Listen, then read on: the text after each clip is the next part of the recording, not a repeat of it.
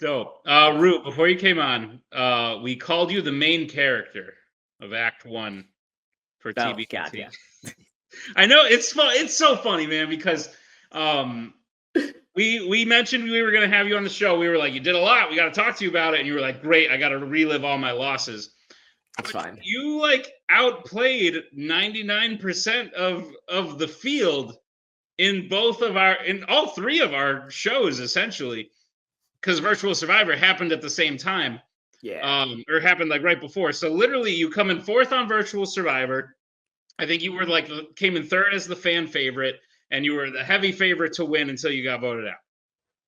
Then Virtual Survivor ends, and we start with the last word, which you go on and win. Then the very next week we do Last One Standing, to which you literally came in second and set like a sudden death record with Joe at the end.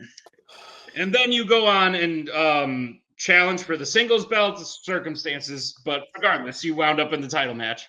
Knocked And out then 2 people to do it, so knocked out 2 people at once to do it. So regardless of the circumstances of how you got there, and then would have had a good shot at the team's belt had things gone a different way.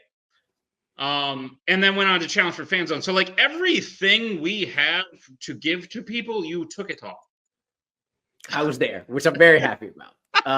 So overall, do you look at all that and go, "Wow, I accomplished a lot," or just something like I didn't win the title matches that I was in though? No, I never so I'm gonna bring Ant up again because he's the first one. He's very self-deprecating. He's like, I'm not gonna do this. I'm not gonna do this. My self-deprecation is more just to make myself laugh in terms of, oh man, I lost all those things, but I also recognize like I did a hell of a lot of shit to get there. So a lot of this, I don't get down on myself like that. The only time I really got down on myself was that damn teams match. Because circumstances aside, I fucked up to lose that match a couple different times. That was the one time I was very mad at myself. You and Jacoby strike me as someone who would be more mad in a team setting because the both of you feel like you're letting the other one down. Yeah. As opposed to in a single setting, you're like, I fucked up and it's my fault, so whatever. Yeah. But no, I highly recognize that I've done really, really well. I'm very happy. Honestly, it's probably me being mad that there was no damn awards for fucking Multiplex when I was shooing for Player of the Year. So I was like, nah, let me just keep this shit going. But no. Like it's just something I always think, things are just there. So like I want the title. I didn't get it, but like I did a lot of shit to get there. The funny thing is, like that has been my trivia life, hilariously. Before Schmodown, during Schmodown, and after Schmodown, I'm the dude that gets right there, but I don't win it. And like I did that against David and TMG. I never got to play you because I messed that up to get to you, and then I screwed it up against, or I missed the question I should have got against Kalinowski in that damn title match to tie the game. Was that the manure one? That was the one I missed straight up. I knew it at one point in life, but at that point I didn't. It was I think more about the one before. I literally did Transformers right before it, and it was a Transformers questions that I just didn't pull and decided, let me not repeat. Let me just move on. I should have repeated it. I would have tied the game. I had sort of fallen off. You can tell I think about it a lot. Yeah. I had sort of fallen off the Schmodown at that point, but I watched yours and Jacoby's matches when they came out, and I just the three things that stick out were the manure thing, the Transformers thing, and the Superman thing. Yeah, which I'm sure is talked about ad nauseum, but all the time. We're glad you and Jacoby decided to come back after all is said and done, because even if you never win, I think, and correct me if I'm wrong, I think if you like said right now I'm done, like I'm calling it quits, I would think you're eventual Hall of Fame material.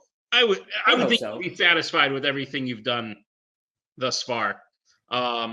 Correct? Yeah, I'm very, especially because the title I have is with Jacoby.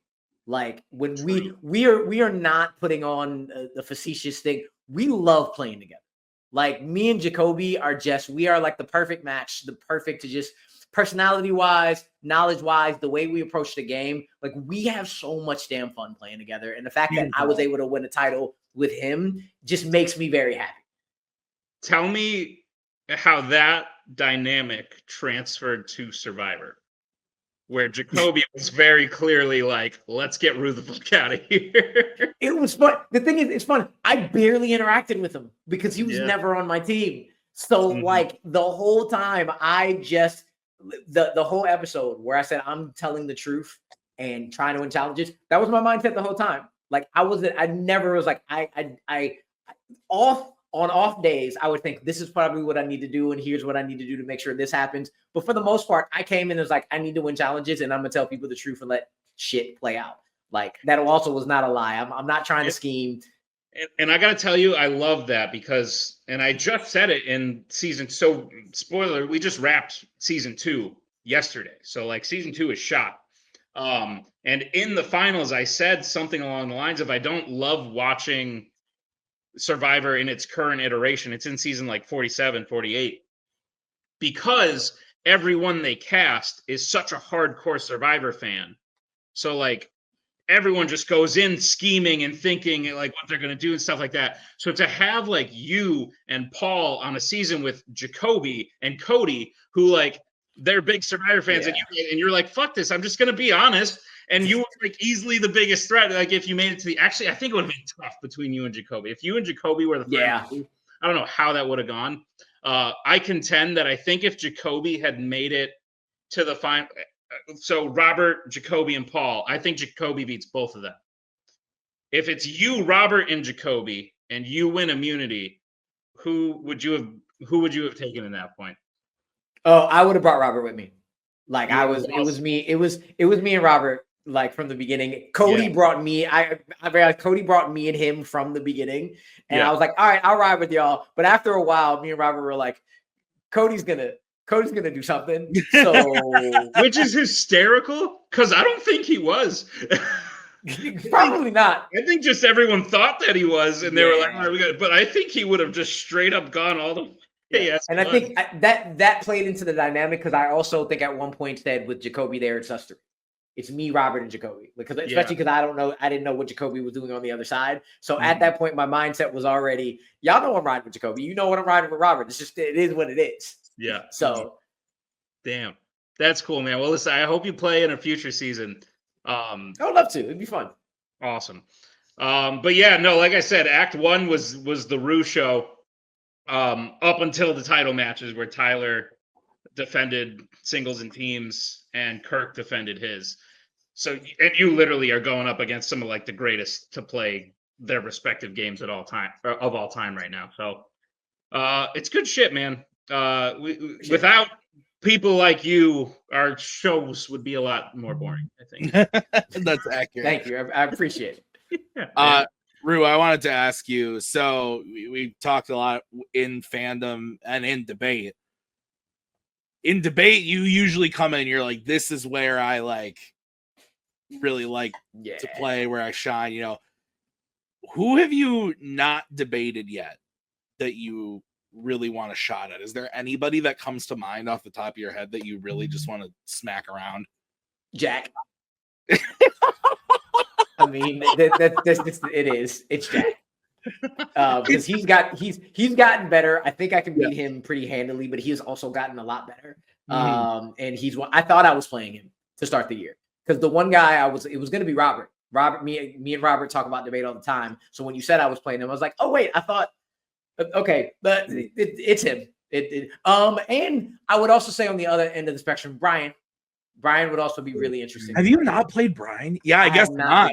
Not debated Brian, yeah. because Brian like just came back and then was there. Yeah. Oh, that would be good because you guys have differing styles. Like, that would be really interesting.